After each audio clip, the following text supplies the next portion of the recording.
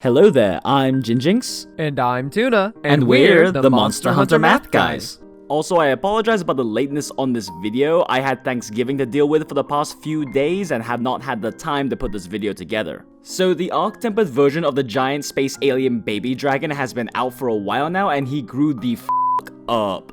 I have to hand it to Capcom actually, they did an amazing job with Arch Tempered Xeno. He plays like a completely different fight and is very...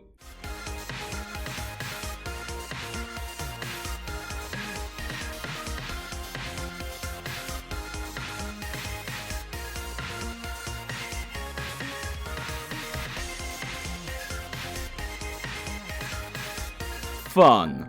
Like, seriously really fun. He actually feels like how a final boss should feel like. I got all of the armor on day 1, but I keep coming back to fight him because the challenging fight is so fun and refreshing. Serious kudos to Capcom for finally getting the AT experience right. I absolutely agree. I haven't had this much fun with a monster since Behemoth. Now we know a lot of you want his juicy armor and are struggling against Arch Tempered Xeno. After all, he is pretty tough and very easy to cart to. And you can no longer just flinch lock cheese him like you could with the old Xeno, you actually have to fight him now. That's why in this video we'll be covering general advice and strategies on how not to cart, tips for killing him faster, some of the stronger weapon matchups you can use for easier clears, and how the armor affects the meta.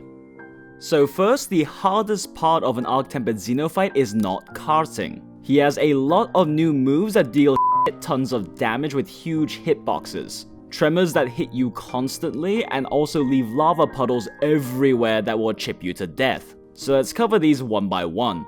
First, we'll start with the lava puddles. Arch Tempered Xeno's attacks will leave large lava puddles on the ground. Arch Tempered Xeno makes a lot of them, and they hurt. Fire and blight resistance will stop you from setting on fire, but they don't stop the chip damage.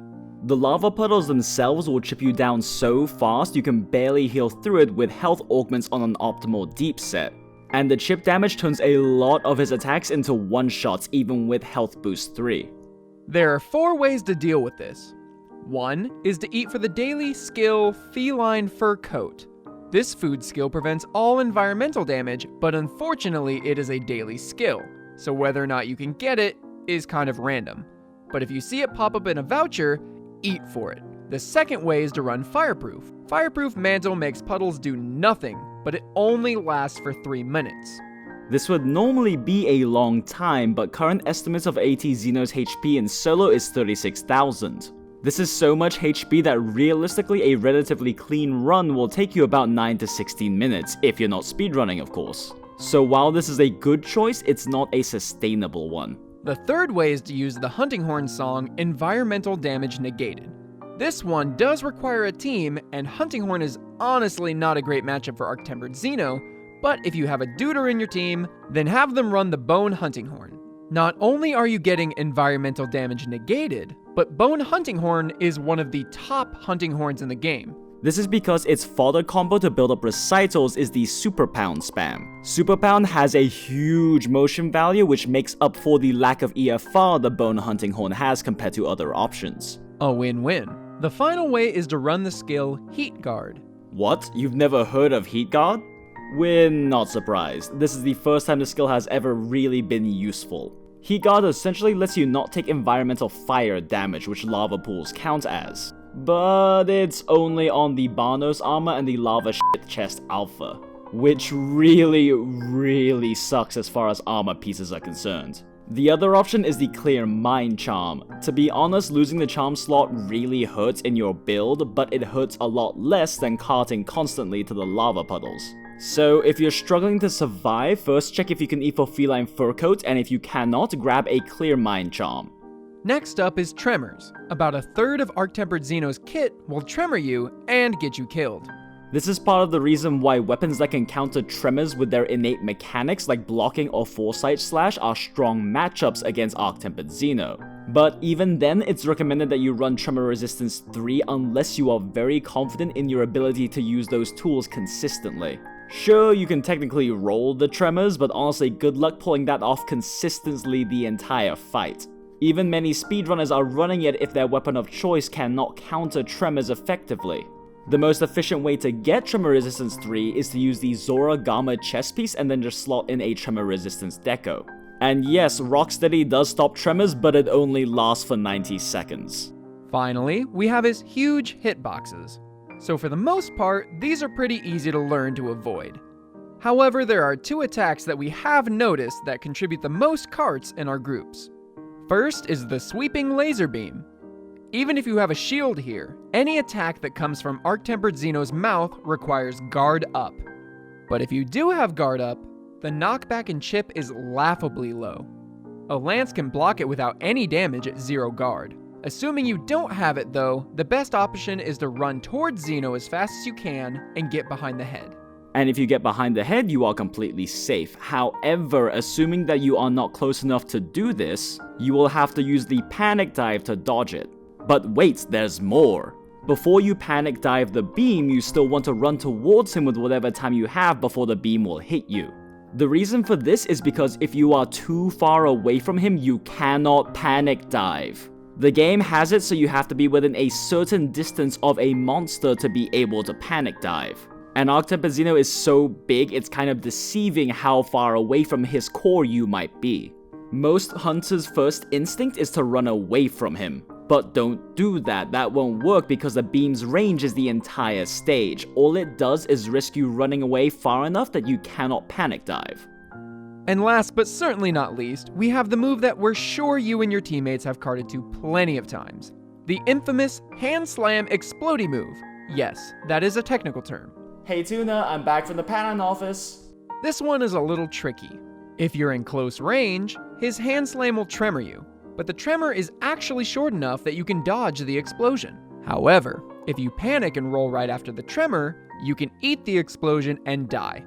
There are 2 tricks to dodging the explosions every time.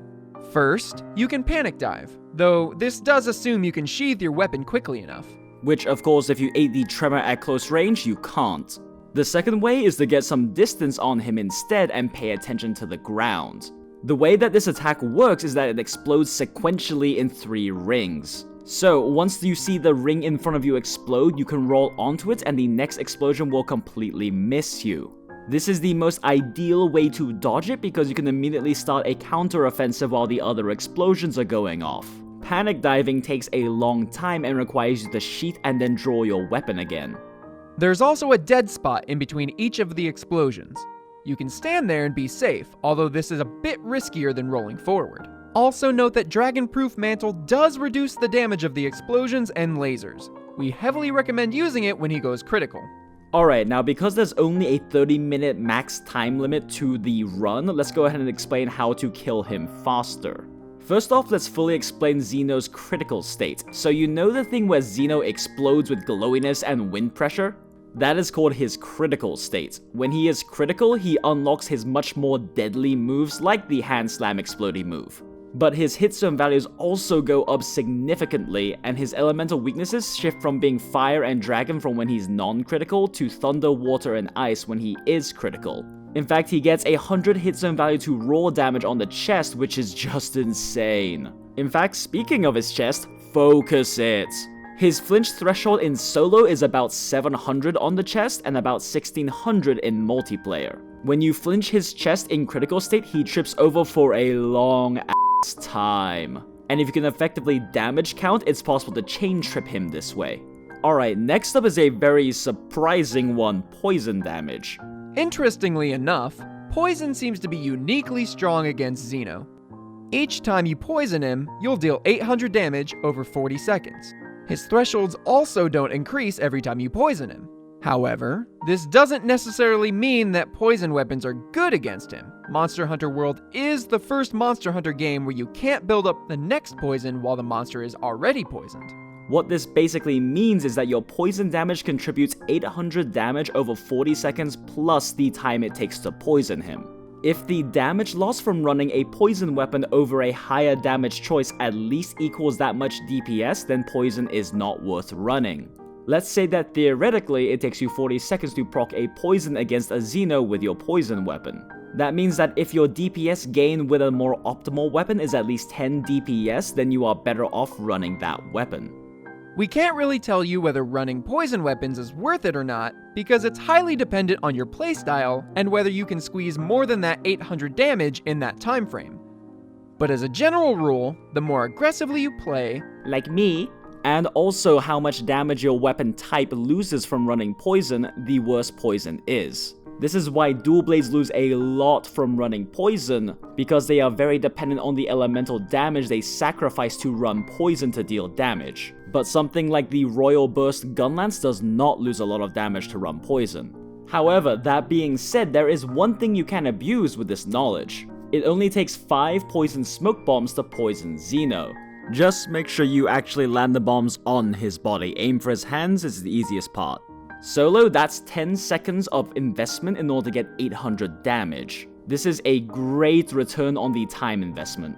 In a group, it'll take about 2 seconds each with an extra 2 seconds for whoever has the 5th smoke bomb. Again, a very good damage to time investment ratio. And a special thank you to Spike ShadowHunter, who left a comment on our previous video pointing this out to us. Link to his channel in the description. Another interesting interaction are slinger bombs. When you land a slinger bomb on his chest, it instantly flinches him. This is very useful for interrupting moves that would otherwise kill you or a teammate. Alright, let's talk about some good weapon matchups against Arch Tempered Xeno. We already discussed the 2 best and easiest matchups against Arch Tempered Xeno in our previous video, Tank Pierce Heavy Bowgun and Tank Lance. Link to that in the top right. There are some other weapons, however, that are very notably strong against Arch Tempered Xeno, but compared to the previous weapons we talked about, they require a bit more skill to use effectively. First is Insect Glaive. Now, one of the reasons why Insect Glaive is so strong is because you can get away without running Tremor Resist because you can vault. If you aren't good at vault timing, you might still run Tremor Resistance just because there are some situations where if you don't, you'll die. The other reason is because it's so easy to hit the chest. Your Rising Slash reaches high enough that all 3 hits deal chest damage on critical Xeno.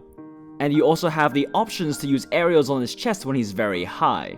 Ground combos are strictly better, but there are situations where you can't hit the chest, and that's where aerials come in. Also, his sweeping beam and many of his explosions are dodgeable by using vault. However, on his hand slam explodey move, again, a technical term, is it normal for a patent office to have you on hold for 3 hours? The first central wave of explosions cannot be vaulted, though the subsequent ones can. The set looks something like this. So with Heat Guard as well as Vitality 3 and Tremor Resistance 3, this set is tanky enough. Feel free to go ahead and slot in extra attack decos if you don't want the Vitality. Surprisingly, the Xeno Luna IG actually has the highest EFR with this kind of setup. The Nergi Luna IG actually trails behind with 457. You also have the benefit of having higher blast as well as also having effectively infinite white sharpness, which is super nice because going against Arch Tempered Xeno solo and trying to sharpen is basically asking to carp. There are better options for pure damage, but if you're looking to have these defensive skills to survive, this is your best option. Next is the Longsword. Foresight makes it very possible to get away without running Tremor Resistance since you can just Foresight the Tremors. However, this is more challenging than it sounds and does require a higher skill level to pull off. Which any of you who watched my TA Longsword streams against Arch Tempered Xeno saw how the lack of skill will be a problem. So the hardest attack to Foresight is the Hand Slam Explodey move.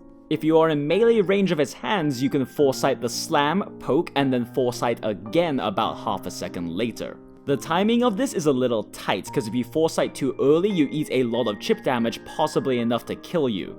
And of course, if you Foresight late, you die. However, Helm Splitter and Step Slash give you very easy access to chest damage when he's critical, although helms on the chest are a bit YOLO. This is what your set is roughly gonna look like. Same defensive skills you get on the IG set. In this case though, we're using the Tarath Fire Longsword instead because it hits the highest EFR while trying to fit in these skills. Mostly due to the fact that Handicraft is very expensive when fitting in these skills, and it has lots of natural white. If you don't have the Fire Longsword, you're kind of out of luck. You either have to run a set that does not have Tremor Resistance but it has enough Handicraft as well as enough Affinity to not have to sharpen, like in this build for example, Or you have a build where you do run tremor resistance. However, then you end up lacking the handicraft as well as lacking the affinity in order to be able to maintain white sharpness. So you will be sharpening a lot. Then of course we have the Monster Blender. Pretty much the only challenge with Glutton is not dying.